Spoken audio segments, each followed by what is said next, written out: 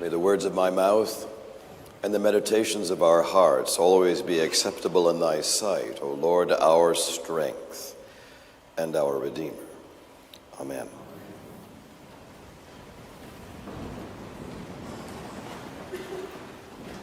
As you can immediately tell, I am working a little harder to speak to you this morning.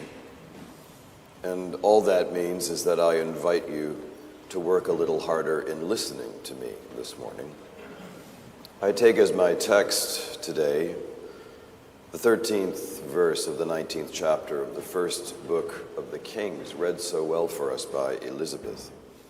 Then there came to him a voice that said, "What are you doing here, Elijah?" In case you missed it, and from the looks of the size of this congregation, most of you did, we have just concluded another annual meeting of this parish. By my count, it is the 161st such meeting in our 165-year history. We skipped a few years, as near as I can tell, in the 1940s, for reasons you may remember. There is something comforting to me about the routine cycle of the annual meeting. I will confess that I wish we held ours, as virtually all other congregations in the Episcopal Church do, early in the year. In many dioceses, there in fact is a canonical requirement that the annual meeting be held in January, mostly so that the plans for the year ahead are aired to the whole congregation at the gate of the new year. Here, we end up informing you of the budget for the year when it is already half spent. And that hardly seems like an effective way of engaging your views and perspectives. But it is this quintessentially Episcopal thing, the annual meeting. This church arose from people who were committed to the proposition that the church could be both led by bishops and governed by the people. And every time we meet in our annual meeting, we live out that basic idea of how God's church can live. It is not unique to us, of course, but it is something we take with unique seriousness. And the tension that is built into that model of governance is part of what we believe makes place for God's inspiration to find us and to lead us.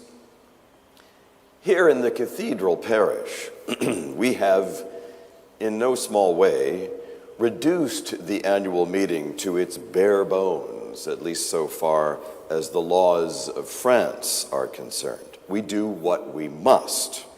We must approve the statutory auditors. We must approve the 2024 audited accounts and the appropriation of earnings.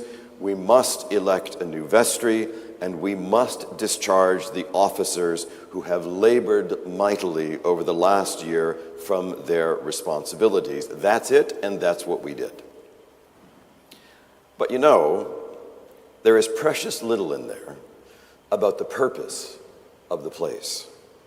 Other than the senior warden's report, we could have been at the annual meeting of a chamber music association or the literary society or a private club. Not a lot about the meeting, except maybe the opening prayer, made us much different from any other association in France. And with that, I turn to the prophet Elijah, because Elijah is a troubled man. He is holding on to his faith in God in the teeth of tremendous opposition from the powers that surround him. King Ahab has turned against God's covenant with Israel, and the whole people have turned with him. Ahab's wife, Jezebel, is portrayed in the story as pretty much the archetype of the evil influence behind the throne. She provides and promotes for the prophets of Baal, the local indigenous god, and she relentlessly suppresses the teachers who have remained faithful and devoted to the Abrahamic covenant. Elijah feels utterly bereft, as though he is the only one left who is faithful to the covenant that the God of Abraham has made with the people of Israel.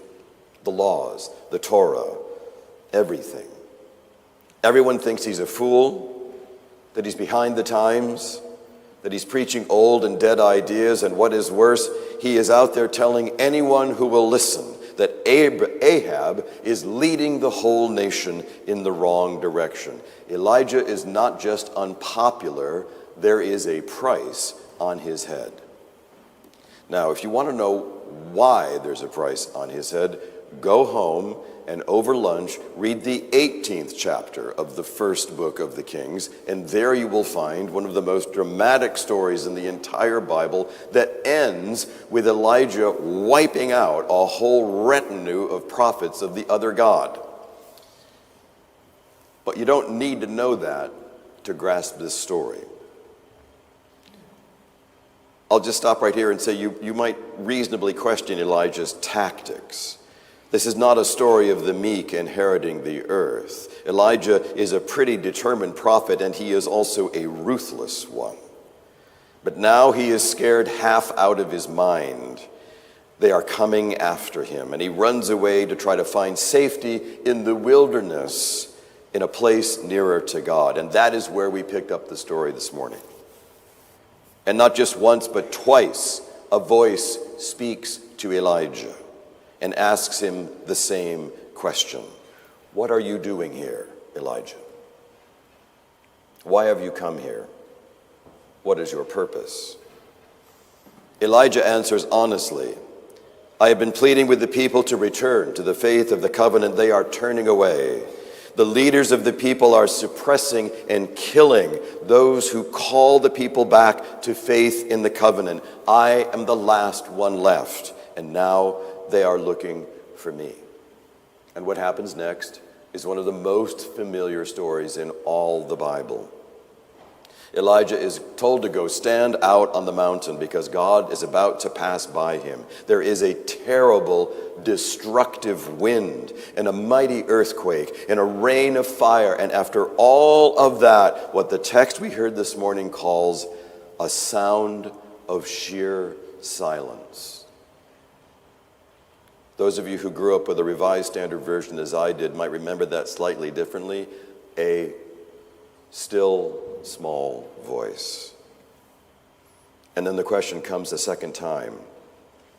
This time we are meant to understand it is the very voice of God, that barely audible voice that is doing the asking, what are you doing here, Elijah? Elijah knows who he is and what he has been called to do. He has pursued that vocation at immense cost to himself. Now is not the time for him to shy away or to embellish the truth. He simply says what he said before, I have been very jealous for the Lord. For the Israelites have forsaken your covenant, thrown down your altars, and killed your prophets with the sword, and I alone am left. Now, we will pick up Elijah's story again next week. But what I want to offer for you this morning is just this. We have been through times of ferocious winds here. We have seen the winds of change blow through the cultures of the countries we come from so much that they hardly recognize the ideas and the claims of our faith anymore. We have been through earthquakes here, the trembling of the foundations beneath us that we once thought we knew. The idea that America wanted to lead the free world and was proud of its role. The idea that the international system was organized to promote democracy and human rights. And we have been through our own earthquakes here in our parish with transitions and hurt feelings and confusions. And we have been through the fire here, not by the grace of God, an actual fire, but a fire that consumes our vanities and our pretensions. And now, after all of that, If we can just be still for long enough to listen, there is a voice that is asking us, what are you doing here? What are you doing here?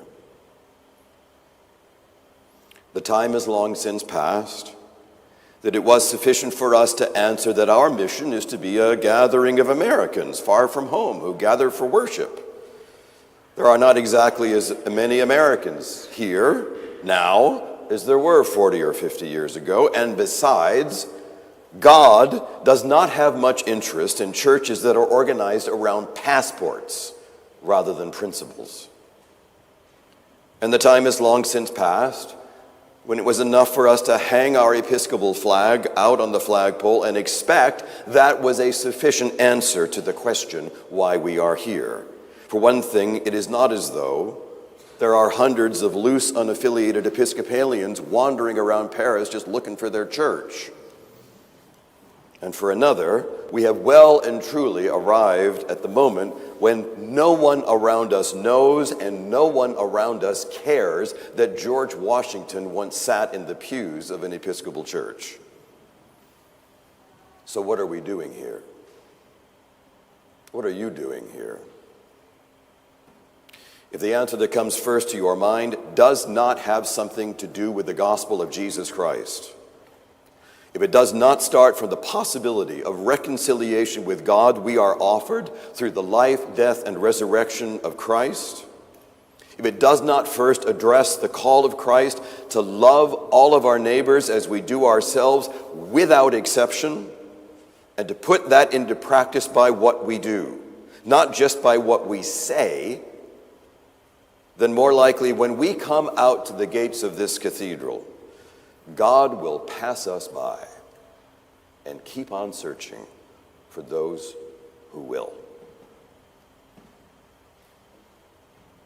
The vestry we have elected today will have this as its first and foremost objective. It is time for us to answer anew this question for our own generation and for the generations to come. What are we doing here? If we do the work of setting the world aside and sitting quietly and prayerfully with that question, the answer may well astound us. It may call us to deepen the life of the Spirit in this remarkable place through Bible study and an intentional prayer life. It may call us to reach out in new ways to the least, the last, and the lost in our city. It may call us to find new friends through old paths, rebuilding our relationships with the institutions we share this city with. My friends, it is not for me to say what the answer will be. It is for all of us to find it together, and I am certain, absolutely certain, that there is a part of God's mission that we have been uniquely gifted to serve, a part of God's plan that needs us to take up and is inviting us to embrace as our own. What are we doing here? That is the question. Now is the time for us to find an answer for the next chapter of our history as the Episcopal Church in Paris. And when we find it, like Elijah long ago, the still small voice will speak to us and then tell us what it is God is calling us to do. Amen.